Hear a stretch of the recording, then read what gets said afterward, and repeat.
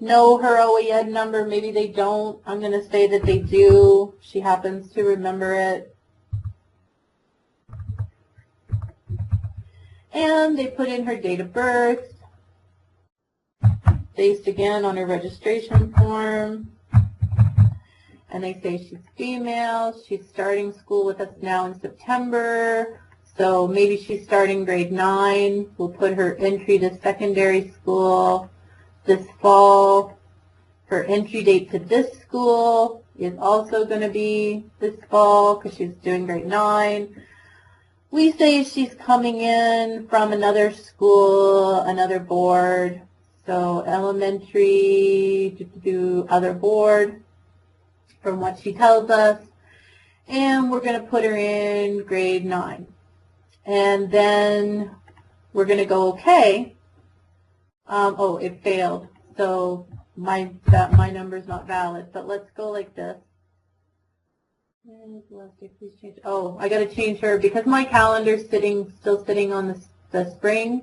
Don't worry, I'm going to make her next year only. I don't want to enter a date for the board date. So now what happens is, with the idea of being one student record, when you put in a student and it matches on their name, birthday, gender, OEN number, if I put it in, it goes out and it finds all the possible matches that there might be. And it found a hit. So it's come back to me and it says, hey, there's an occurrence of Jessica over at John Public School. Is this the student you want to enroll? And you get to choose one of the 3 options down below. Now what'll help even is you can be like, well, I don't know if this is the same Jessica. So you can double click or see the details on this record that's over at John Public School. So it even shows their address and their parents and such. And you look at it and you go, hey, yeah, that is the Jessica that's trying to enroll at my school.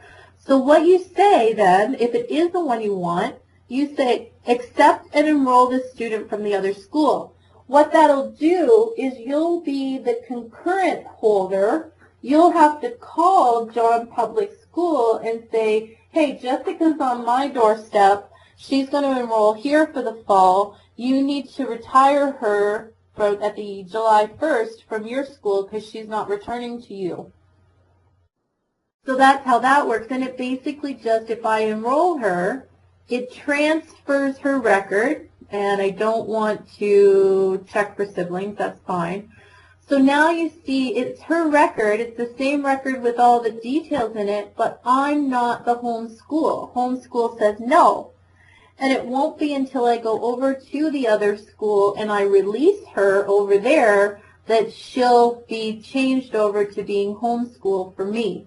Now, if it wasn't the match that I wanted, the other choice in the 3 little choices was to enroll her as a new student.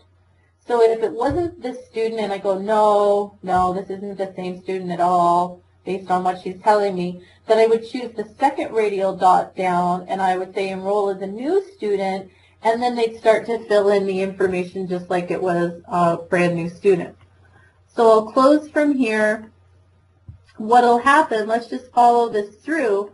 This is her record over at the elementary school. I still had it open, so I'm hoping I'm not confusing you. Here she's homeschool, yes. So you give them that call. They go in at the homeschool at John Public, and they retire her. So they mark her as deleted retired as of, I'll mark her as deleted retired the end. See, my calendar is not quite ready. So I'll retire her, let's say I retire her June 1st. And I know her number is not valid. That's fine. And now, oh, we have to give her a reason. That's okay, yeah, I want to save it without an OEN. Okay, so she's a concurrent student at another school. The other school's record will become the student's home school, and that's exactly what we wanted to have happen. Because she's over there at another school. She's sitting at our school as no now at the elementary school because we don't own her. Her retirement date has passed, which is why when I go over to her record at the secondary school and I look her up, it will have changed her to being my homeschool because she's enrolled with us as of 2013 and I retired her as of 2011 back in the other school. So that's why I can own her, because I retired her I enrolled her after they retired her. Okay? So it all happens behind the scenes. And that's what they have to do if they look at a student's record at the, let's say at the high school, and they find that they're still concurrent, but they should be starting with them. They can contact the school that's the home school and have that school retire them if they are supposed to be done there. That's how you fix it. Yeah. No, quite all right. Is there a tab for OSR records? So, you know, when this OSR was requested or when it was sent, or when, that kind of thing? There is, and I'm not sure how many of your schools are using it. It's always been there. It was there before as well, but on the enrollment tab, you can actually fill in. If you look down here at the bottom, you can say when it was requested, when it was received, or when it was sent. So if I edit that enrollment, it's on the Other Fields tab, and that's where they can fill that in.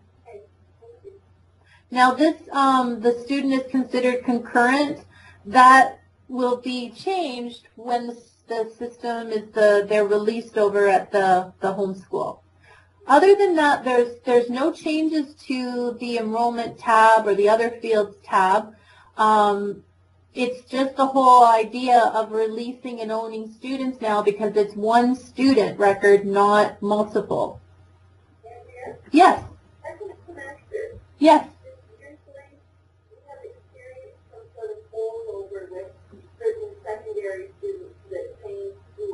Okay. It seriously affects the EQAO submission for literacy, which happens at that time too. Yeah. And would affect attendance and things like that at the new school. They could release them and still finish up reporting. If they release them, they will still be able to. Now they can't do the attendance anymore because attendance would be based on the timetable. Oh, totally, totally. No, they would still have access to all of that. They would still be able to update the history.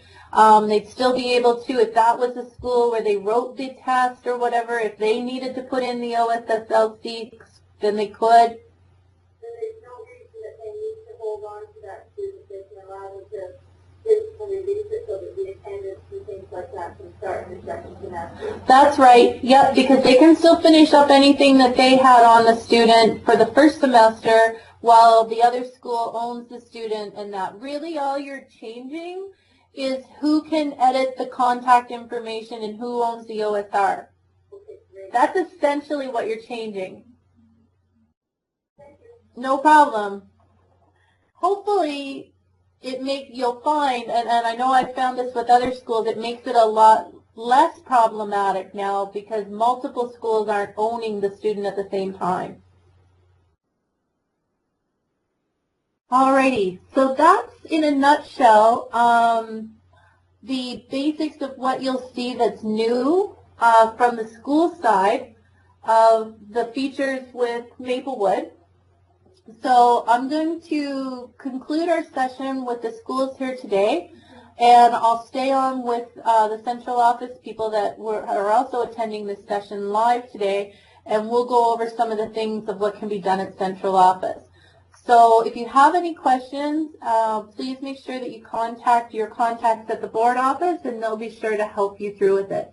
Thank you for taking your time to watch and listen to the session today. I hope you found it beneficial.